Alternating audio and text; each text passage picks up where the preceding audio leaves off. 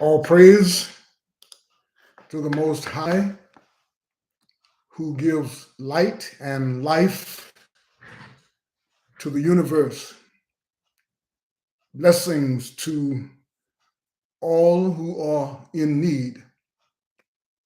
Thanks to the subscribers in California, in Alabama, in Georgia, Tennessee, Texas, Virginia, Florida, Chicago, Oregon, and California. Thanks to Donnie Walker, Vonnie Seiler, Annette Berry, Willie Berry, and In Detail Records for financial support.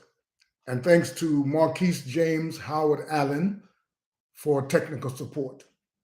Hello, it is 5 p.m. Pacific Standard Time, Saturday, May 27th, 2023. Welcome to Church Talk Unlimited with James Paul Berry. I'm glad that you're here on this YouTube channel.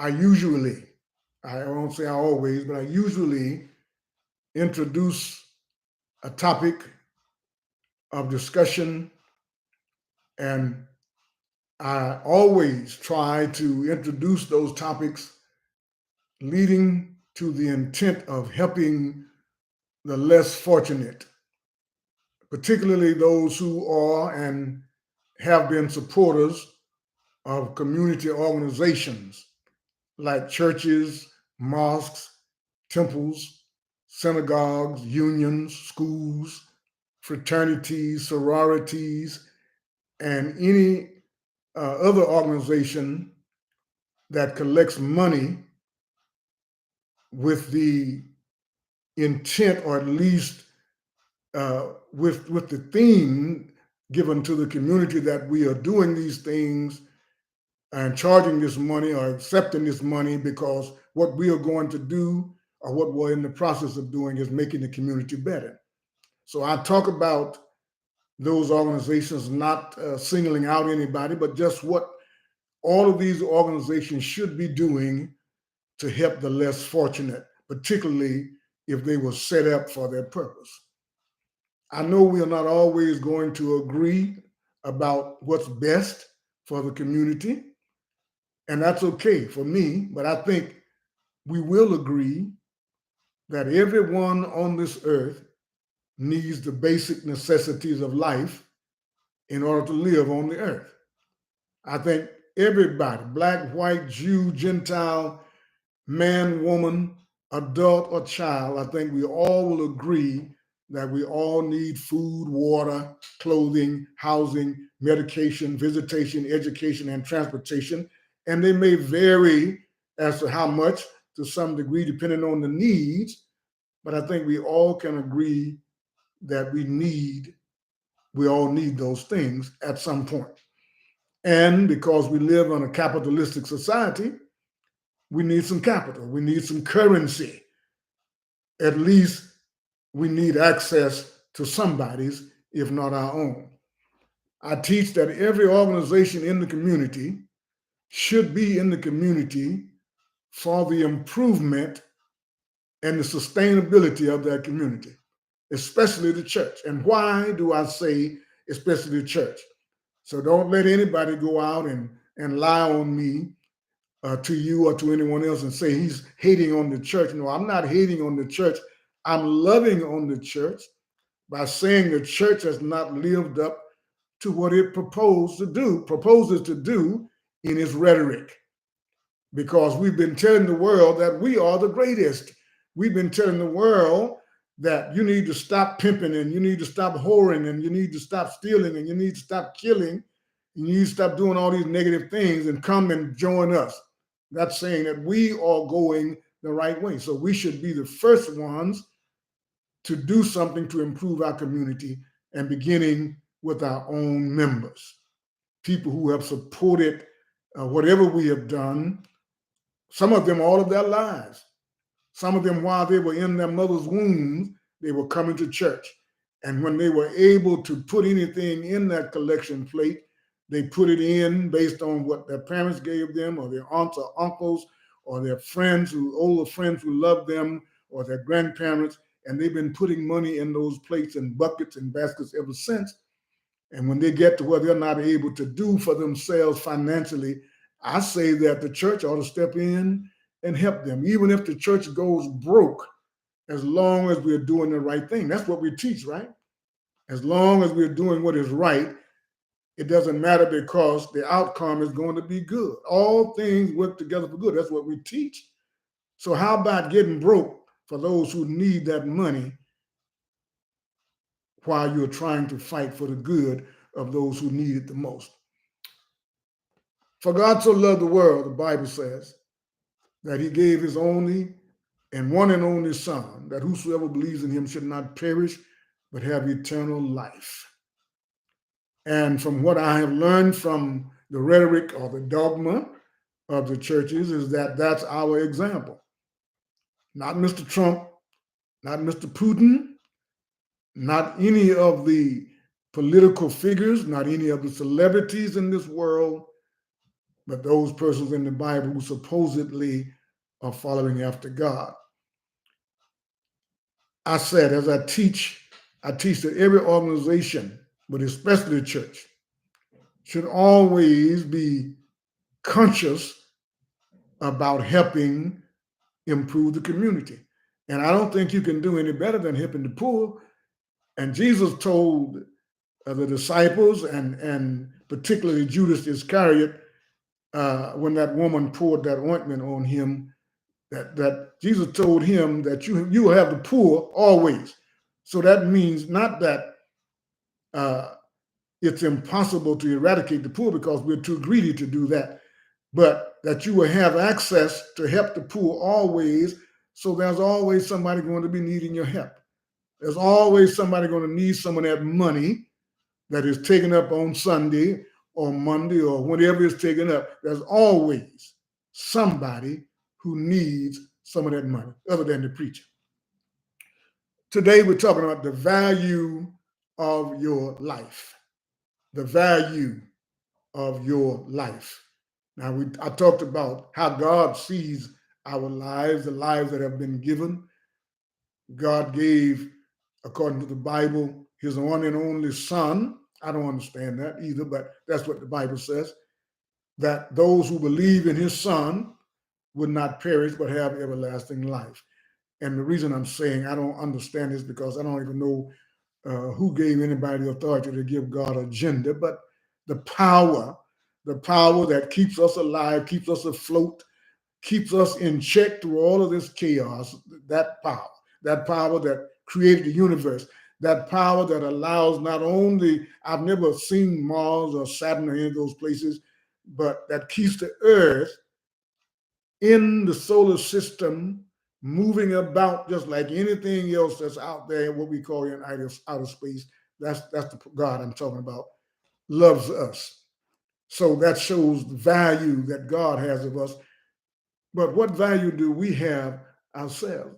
James says in James 4:14 in the Bible, and I use the Bible because I believe there's a wonderful life that can come out of the Bible if we will use it for that purpose, to love each other. If we would use the Bible to love each other, I believe it would be the greatest thing we could ever do in terms of trying to be religious. But that's another topic. James says, you do not know about tomorrow. What is your life? It is like fog.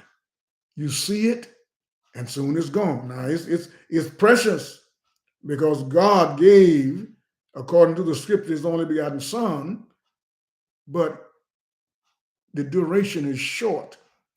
Even though I'm an old man at 72 years old, but that's nothing compared to living forever.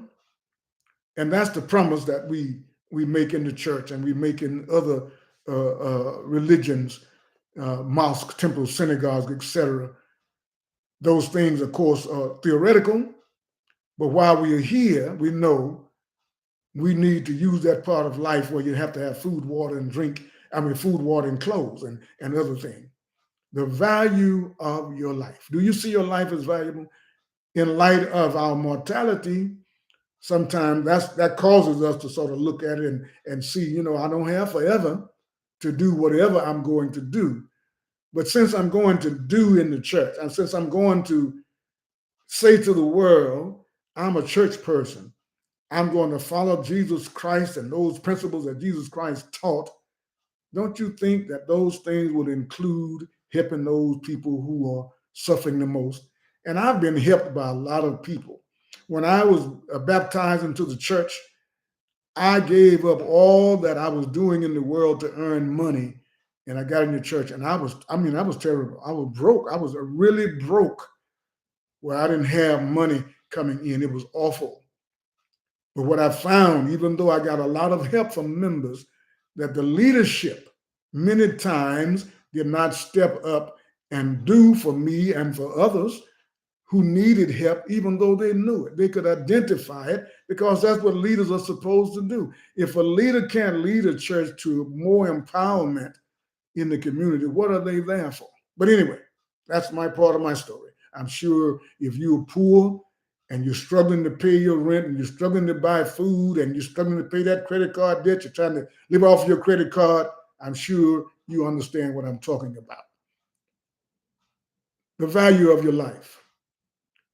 God puts, and Christ, according to the Bible, puts value on human life, even the lives of the poor. I don't do a lot of driving anymore. I have trouble with my vision and my nerves are bad.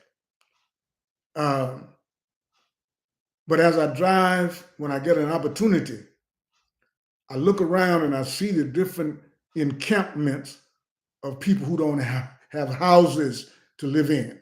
They have tents and if nobody runs them away, they may sit there for a year or more. And I'm looking at these people, and some of them look like they may be in their 30s, young people.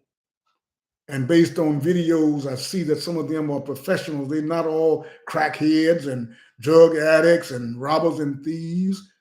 These people just didn't earn enough money to keep up with the lifestyle that they had. Now, whether that lifestyle was extravagant or just bare necessities, I don't know. But they weren't able to keep it going. And I know that there are some people who did not waste their money in Vegas. They did not waste their money on drugs, but it got to the point where they had a divorce and they ended up with the children, and they wasn't able to take care of the house rent or the mortgage or the car note, clothes for the children, and buy food. And they had to make a decision, and they end up getting thrown out into the streets. So I'm saying that the church ought to be the first one, the church leaders, whatever you call your title, elder, deacon, preacher, pastor, evangelist, prophet, prophetess, priestess, whatever you call yourself, imam, or whatever, servant, minister, whatever. I'm saying you should be the first group out of all the people on this earth. You should be the first group to look out for those who are doing much worse than you are. The value of your life. Jesus even loves the poor. Jesus loves the poor, and he, in his judgment parable, he talks about against those who didn't make it, those who didn't get to heaven, or those who didn't get to paradise, or those who didn't get to hear him say, well done. His judgment against them was because they didn't help the poor, because they didn't help the people who were in prison. We look at prisoners as if we just write them off. I mean, we don't have to deal with them, but not according to Jesus. Matthew 23, he talks about those people who did not visit people, and he said, you didn't visit me. So he's looking at the things that we don't do for the poor as things that we don't do for him, according to the Bible. The value of your life. Jesus said, the poor you will have with you always. But he was saying, you won't have me always. He wasn't saying, since you're going to have them always, don't do anything for them. But he was trying to show Judas. Judas was trying to make a big deal out of him using that oil as a memorial for his burial by this woman. And Judas really wanted the money for himself, which is the problem with leaders of the church. They want it for themselves. They are selfish. And not that they are always selfish in terms of buying things for themselves personally or their family or friends, but the things that they do is the thing that they do out of their own vanity instead of taking care of the poor. That's what I'm talking about. Instead of making sure that the widow's house is painted, they'll make sure that the church house is painted. That's what I'm talking about. And of course, you have the right and you have an invitation to always disagree with anything that I say. And you can put it in writing in the live chat or in the comment section of my previous videos that I have posted, or you may email me at theoriginalchurchtalk@gmail.com. What is poor? Based on, because we have many different definitions of that word. It depends on who you ask, I suppose. But based on a definition that I got when I Googled it, the number one, the more widely used definition was the poor is lacking sufficient money to live at a standard considered comfortable or normal in a society. Now, the value of your life.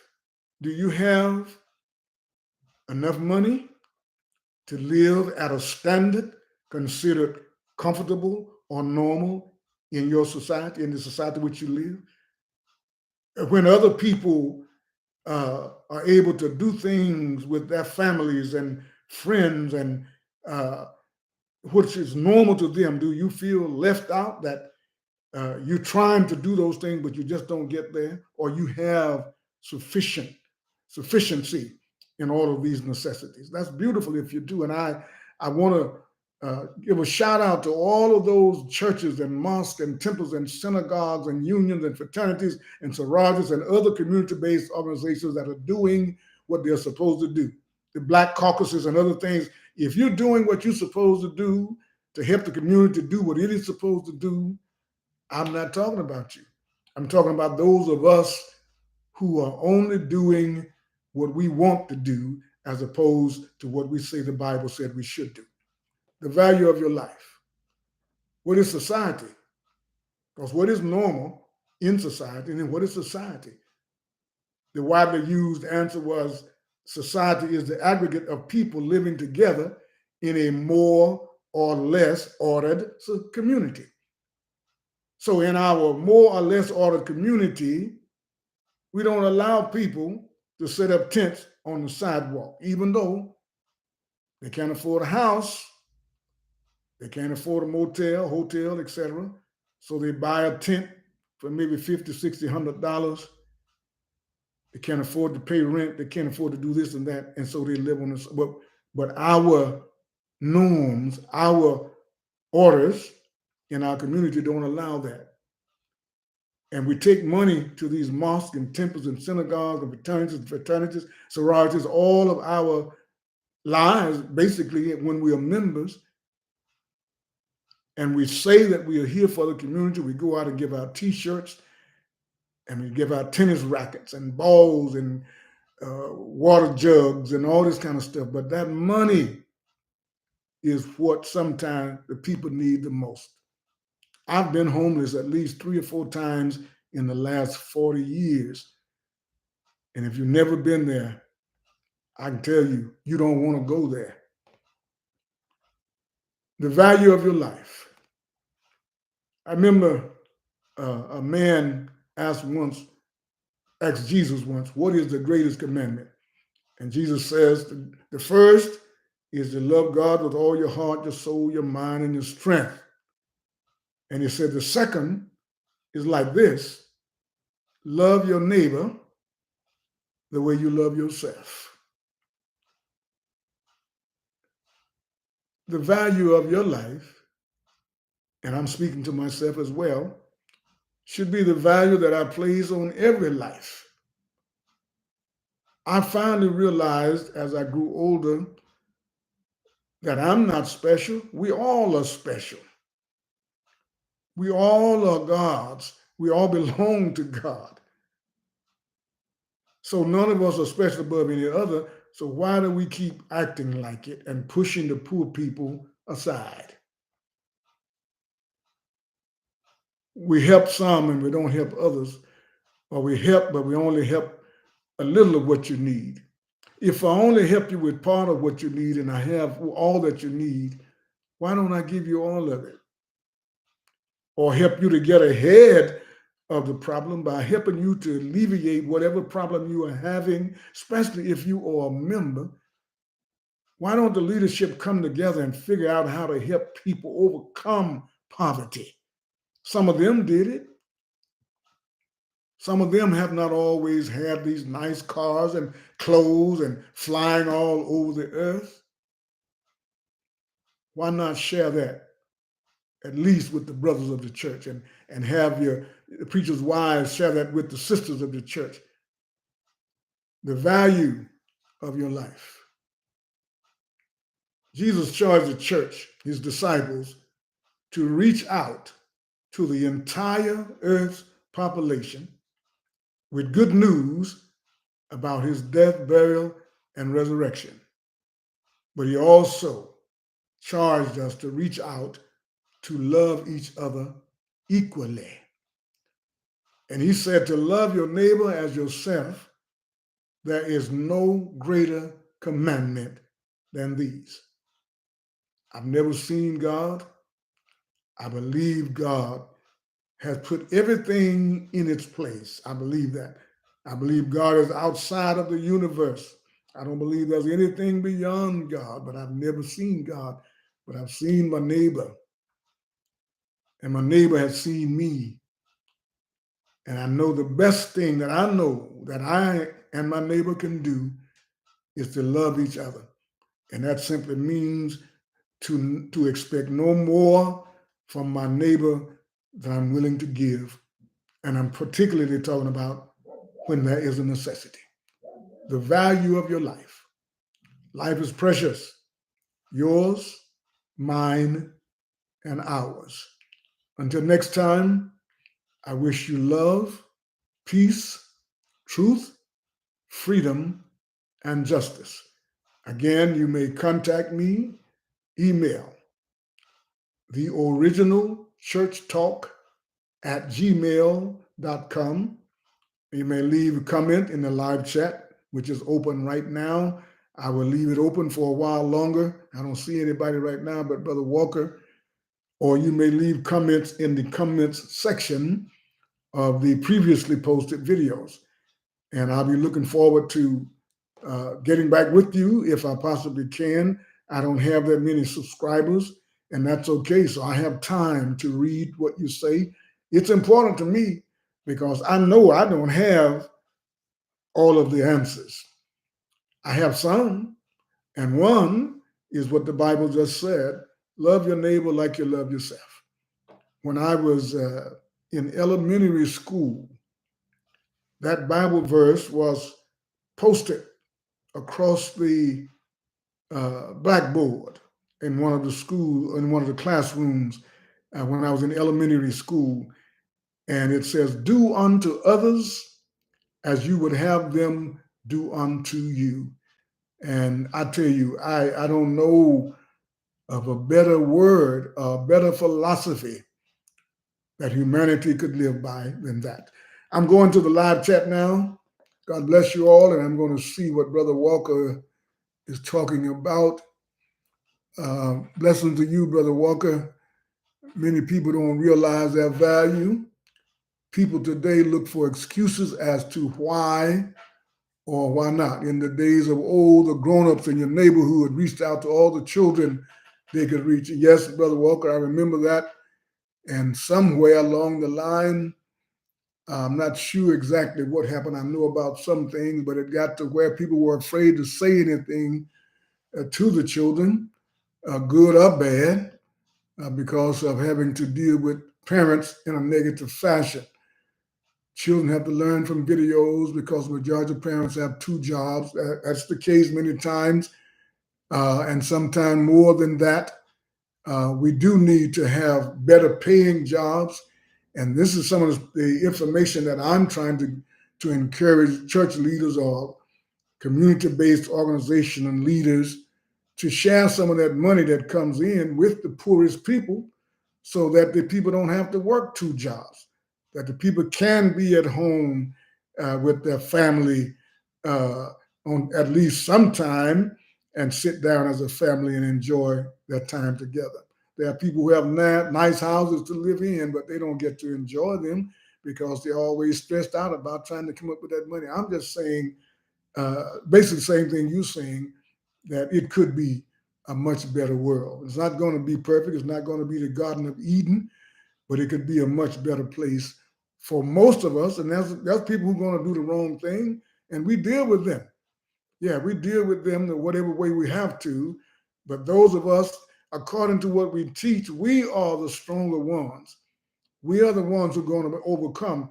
According to Paul, we are more than conquerors. So let's conquer poverty. That's all I'm saying. There's so much money in this world. There shouldn't be nobody without currency if they need it. Nobody should be without the basic necessities of life if they need them, unless they're just so lazy and they don't care. But I'm not talking about people like, I'm talking about people care. I'm talking about people who have spent money on these organizations, but they can't get none of it back when they need it. That's what I'm complaining about. Many churches have members that have solid experiences to help their children, but most don't have the time. Your video is off. Now what? Anyway, God bless you all, and I will see you next time if God wills.